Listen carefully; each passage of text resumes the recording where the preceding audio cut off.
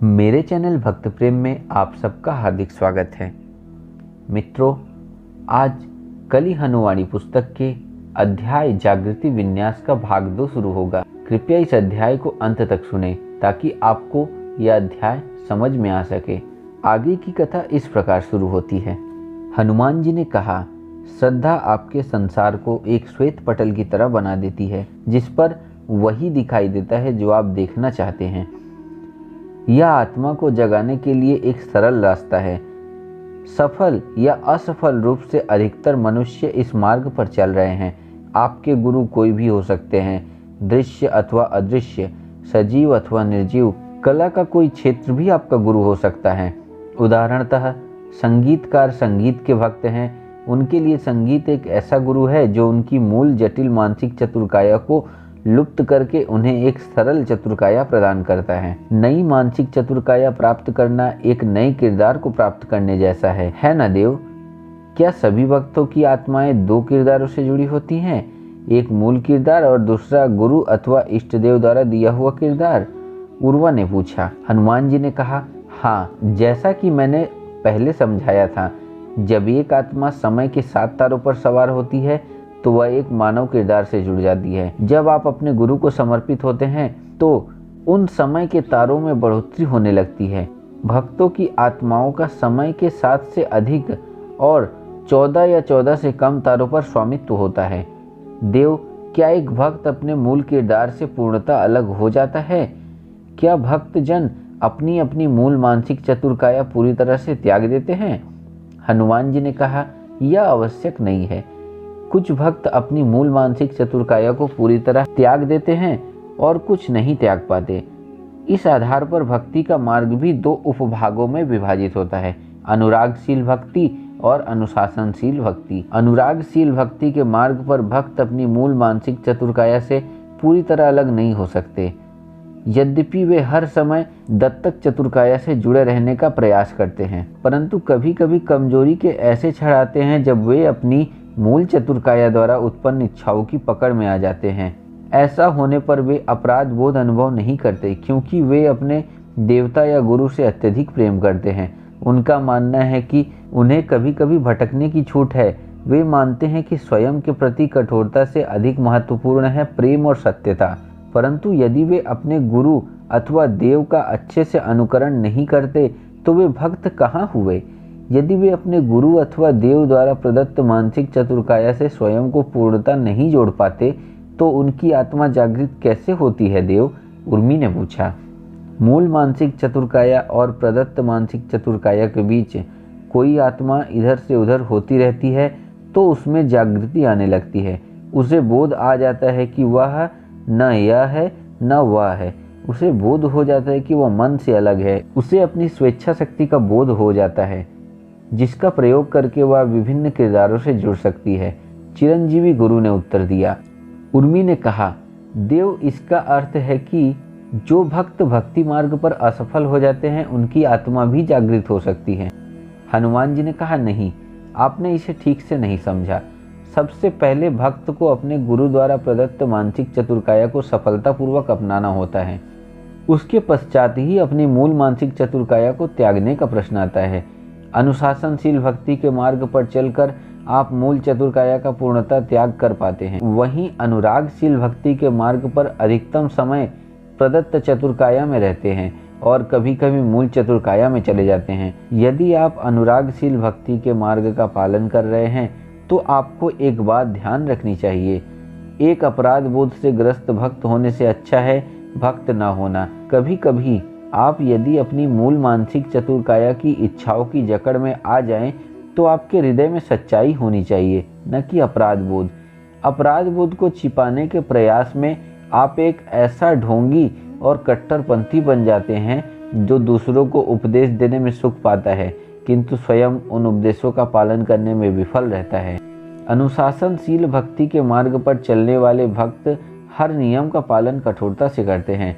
वे अपने जीवन में इतने अनुशासित होते हैं कि वे स्वयं को अपनी मूल मानसिक चतुरकाया से अलग कर लेते हैं। वे अपनी दत्तक मानसिक चतुरकाया को पूरी तरह से अपना लेते हैं।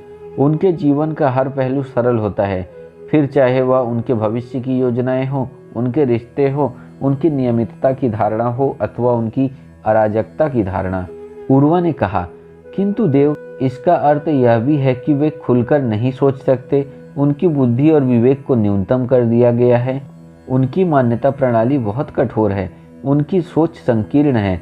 आत्मा की जागृति के लिए सोच का विस्तार होना चाहिए। संकीर्ण मन में कैसे आत्मा की जागृति हो सकती है? उनके मन को संकीर्ण कहना उचित नहीं है। हाँ, यह कह सकते हो कि उनका मन न्यून है। संकीर्ण मन एक छोटे गंदे कमरे की तरह होता है, वहीं न्यून मन एक छोटी सी प्राकृतिक गुफा की तरह होता है। हनुमान जी बोले। उर्वा ने कहा, देव, यदि हम किसी मनुष्य को लंबे समय तक एक छोटी प्राकृतिक गुफा के भीतर बंद कर दें तो वह गुफा भी एक गंदे कमरे की तरह हो जाएगी। चिरंजीवी गुरु ने कहा, मैं आपकी बात समझता हूँ। हाँ, अनुशासनशील भक्ति के मार्ग पर एक संकट है। आप दत्तक मानसिक कायाओं के ठीक उस तरह आदी हो सकते हैं जैसे एक मेंढक छोटे जलकुंड में रहने का आदी हो जाता है। आत्मा को मूल मानसिक कायाओं से निकालकर प्रदत्त मानसिक कायाओं में स्थानांतरित करना किसी बंदी को बड़े कारागार से छोटे कारागार में स्थानांतरित करने जैसा है। आत्मा तब जागृत होती है जब गुरु सही समय आने पर प्रदत्त चतुर्काया को भी नष्ट कर देते हैं। गुरु द्वारा दी गई मान्यता प्रणाली एक कारागार की कोठरी की तरह होती है। गुरु पहले आपको एक छोटी सी कोठरी में प्रवेश कराते हैं और तत्पश्चात सही समय पर उस कोठरी को तोड़ देते हैं। ऐसा केवल आपके गुरु ही कर सकते हैं, कोई और नहीं। क्योंकि यदि आपके गुरु के अलावा किसी और ने आपकी मान्यता प्रणाली पर प्रहार करने की चेष्टा की तो आपका मन उस चेष्टा को किसी भी मूल्य पर सफल नहीं होने देगा। इसलिए यदि आपने बिना गुरु के किसी मान्यता प्रणाली में प्रवेश किया है तो मृत्यु भी आपकी आत्मा को मन से मुक्त नहीं कर सकती। क्या अनीता के कोई गुरु हैं देव? मुझे तो ऐसा प्रतीत हुआ कि उसके कोई गुरु नहीं है। उर्मी ने अनीता के प्रति करुणा व्यक्त की। हनुमान जी ने बताया, अनीता गुरु ही नहीं है, उसका जीवन ही उसका गुरु है। उसके जीवन ने उसे अनुशासनशील भक्ति के मार्ग पर चलाया है। जीवन की परिस्थितियों ने उसे उसकी मूल मानसिक चतुर्काया से अलग कर दिया है। जीवन में चुनौतीपूर्ण स्थितियों से निपटने के लिए उसे एक सरल और न्यूनतम मानसिक चतुर्काया को अपनाना पड़ा। बुरा समय आने से पहले उसकी बुद्धि काया के पास भी भविष्य की बहुत सारी योजनाएं थी। अब उसकी योजना केवल अगले भोजन का प्रबंध करने तक सीमित है। इसी तरह उसकी विवेक काया भी न्यून हो जाती है। सभी मित्रों और रिश्तेदारों ने उससे मुंह मोड़ लिया। उसके पति और उसके बच्चे के अलावा उसके जीवन में कोई रिश्ता नहीं बचा है। और उसकी संस्कार काया की बात करें तो वह केवल एक छवि बचाने का प्रयास कर रही है, एक साधारण मध्यवर्गीय व्यक्ति होने की छवि। इस अशांत समय में उसके जीवन में कुछ भी नियमित और सुसंगत नहीं है। उसकी चित्त काया भी न्यून हो गई है। अब उसकी चित्त काया के पास एक ही इच्छा है, आत्महत्या की इच्छा। उसके अदृश्य गुरु अर्थात उसके जीवन ने उसको सफलतापूर्वक एक न्यून मानसिक चतुर्काया में बंद कर दिया है। जागृति की चिंगारी प्रज्वलित करने के लिए और उसकी आत्मा को दुखी जीवन से सुखी जीवन में स्थानांतरित करने के लिए अब केवल उस न्यून मानसिक चतुर्काया पर प्रहार की आवश्यकता है। उसके द्वारा अपनाई गई न्यून मानसिक चतुर्काया में से कम एक को चकनाचूर करना होगा। ऐसा केवल उसके अदृश्य गुरु ही कर सकते हैं। मैं तो केवल एक हल्का सा प्रभाव डालकर ऐसा करने में सहायक बनूंगा। वह अब एक आधुनिक विक्रय केंद्र में प्रवेश कर रही है, मैं आपको वहां ले चलता हूँ। सभी मातंगों ने अपनी आंखें बंद कर ली। जिज्ञासा की एक चिंगारी ने उर्वा को अपनी आंखें पुनः खोलने पर विवश कर दिया। उसने पूछा, देव, उसकी आत्मा जागृत होते ही एक बेहतर जीवन में प्रवेश करेगी, परंतु सहस्त्र जीवनों में से कौन सा जीवन उसके लिए बेहतर है, यह चुनाव कौन करेगा? या फिर बिना चुनाव किए ही वह किसी भी अन्य जीवन में प्रवेश कर जाएगी, या वह उस विशेष जीवन में स्थानांतरित होगी जिसमें उसके किरदार को गुप्त सोने से भरा एक संदूक मिला है। हनुमान जी ने शांत स्वर में कहा, संदूक वाले जीवन में नहीं, और ऐसा भी नहीं है कि उसकी आत्मा सहस्त्र जीवनों में से किसी में भी स्थानांतरित हो सकती है। वह स्वयं किसी जीवन का चयन करेगी और उसके द्वारा चयन किया हुआ जीवन वर्तमान जीवन से तो बेहतर ही होगा। सहस्त्र मील दूर मुख्य धारा के समाज में अनीता नामक महिला ने एक व्यस्त आधुनिक विक्रय केंद्र में प्रवेश किया। वह एक सामान्य महिला लग रही थी, भीड़ में एक गुमनाम महिला। उसके लिए यह अच्छी बात थी कि इस नगर के निवासी अनजान व्यक्तियों को समीप से देखने का झंझट नहीं उठाते थे। लगभग हर किसी के हाथ में पिंगल यंत्र थे। मानव मन की जिज्ञासा को इस यंत्र ने अवशोषित कर लिया था। अब किसी को कोई अंतर नहीं पड़ता था कि उनके आसपास क्या हो रहा था। अनीता ने जो घिसे पीटे विवर्ण कपड़े पहन रखे थे उन पर किसी का ध्यान नहीं जा रहा था। जब तक वह भीड़ का एक गुमनाम भाग थी तब तक कोई उसकी फटी एड़ियों और घिसी पिटी चप्पलों को भी नहीं देखने वाला था। उसके स्वयं के मन के अलावा इस बारे में कोई तनाव नहीं उठा रहा था कि वह कैसी दिखाई दे रही थी। वह एक सामान्य मध्यवर्गीय महिला की छवि बनाए रखने के लिए कड़ी मेहनत कर रही थी। एक साधारण गृहिणी की छवि जो एक साधारण दोपहरी में सामान खरीदने निकली थी। उसे इस बात का तनिक भी भान नहीं था कि हनुमान जी उसके भले के लिए उसकी छवि का नाश करने वाले थे। जब विक्रय केंद्र के सुरक्षाकर्मी ने उसके लिए द्वार खोला तो वह आश्वस्त हुई कि उसकी छवि सुरक्षित थी। केवल वह स्वयं जानती थी कि मार्ग के उस पार भीख मांग रहे भिखारी के पास कदाचित उससे अधिक धन थे। विक्रय केंद्र में प्रवेश करते ही सबसे पहले उसे एक सूचना पत्र दिखाई दिया जिसमें लिखा था कि 500 रुपये का सामान खरीदने पर 1 किलोग्राम गेहूं अथवा चीनी निःशुल्क थी। चीनी तो उसके लिए एक विशिष्ट पदार्थ था। गेहूं का आटा आवश्यकता की वस्तु थी, इसलिए उसने 500 रुपये का सामान खरीदकर 1 किलोग्राम गेहूं का आटा निःशुल्क प्राप्त करने का निर्णय लिया। उसे आधुनिक विक्रय केंद्र से वे वस्तुएं चुनने में अधिक समय नहीं लगा जिनको वह खरीदना चाहती थी। उसे पूरी तरह से यह स्पष्ट था कि उसे क्या खरीदना था। विक्रय केंद्र के विभिन्न खानों में रखी विभिन्न वस्तुओं को देखकर भी उसे पाप लग रहा था, क्योंकि उसके पास उन्हें खरीदने के लिए पैसे नहीं थे। जब उसने लगभग 450 रुपये का सामान चुन लिया तब वह उस खाने के पास पहुंची जहां पर विभिन्न प्रकार की दालें रखी थी। यहां आकर उसकी स्पष्टता भंग हो गई। वह असमंजस में थी क्योंकि उसे सामान के कुल मूल्य को 500 के आंकड़े तक पहुंचाना था और 500 से अधिक भी नहीं करना था। आंकड़े का 500 रुपये से 10 रुपये अधिक होना भी उसके सामर्थ्य से बाहर था। क्योंकि वह एक प्रकार की दाल चुनती तो आंकड़ा 500 से कम बैठ रहा था और दूसरे प्रकार के दाल चुनती तो आंकड़ा 500 से अधिक जा रहा था। जब वह दालों की विभिन्न पोटलियों पर मूल्य देखने में व्यस्त थी तब उसे पास वाले खाने पर किसी की उपस्थिति अनुभव हुई। उसका तन जड़वत हो गया। उसे अपने पास में खरीदारी कर रहे ग्राहक को देखने के लिए अपनी गर्दन उठाने का भी साहस नहीं हुआ। एक सामान्य मध्यवर्गीय गृहिणी की उसकी छवि को संकट अनुभव हुआ। यदि कोई उसको इतनी सारी दाल की पोटलियों को पलट पलट कर मूल्य देखते हुए देखता तो क्या सोचता। उसने प्रार्थना और आशा की कि उसके पार्श्व वाला ग्राहक उससे दूर चला जाए ताकि वह शांति से दाल की पोटली का चुनाव कर सके। सुदूर जंगल में ध्यान मुद्रा में बैठे मातंग इस दृश्य को विक्रय केंद्र में स्थित किसी मकड़ी अथवा मक्खी के माध्यम से देख रहे थे। उन्होंने देखा कि अनीता के पास कोई नहीं खड़ा था। उससे अपने पास किसी के उपस्थित होने का भ्रम हो रहा था। यह सब उसका मन गढ़ रहा था।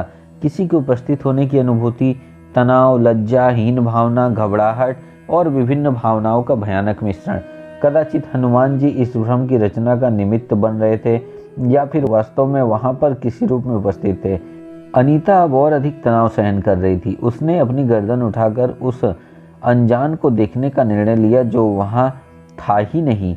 अपने अकड़े हुए तन में तनाव कम करने के लिए उसने जड़वत मुद्रा त्यागी और अपने पैर टटोले। अचानक वह तन का संतुलन खो बैठी। कई घटनाएं एक साथ घटित हुई। अनीता के हाथ लगने के कारण दाल की कुछ पोटलियां नीचे गिरकर फट गई। उसका एक पैर दूसरे पैर पर चढ़ गया और उसकी घिसी पिटी चप्पल टूट गई। भूमि पर बिखरी दाल पर उसके पैर फिसल गए और वह धड़ाम से नीचे गिर गई। विक्रय केंद्र के कर्मचारी दौड़ते हुए घटनास्थल पर पहुंचे। वह शर्मिंदा थी। उसकी मध्यवर्गीय सामान्य गृहिणी की छवि भंग हो गई थी। उसके हाथ में टूटी चप्पल थी और आंखों में आंसू।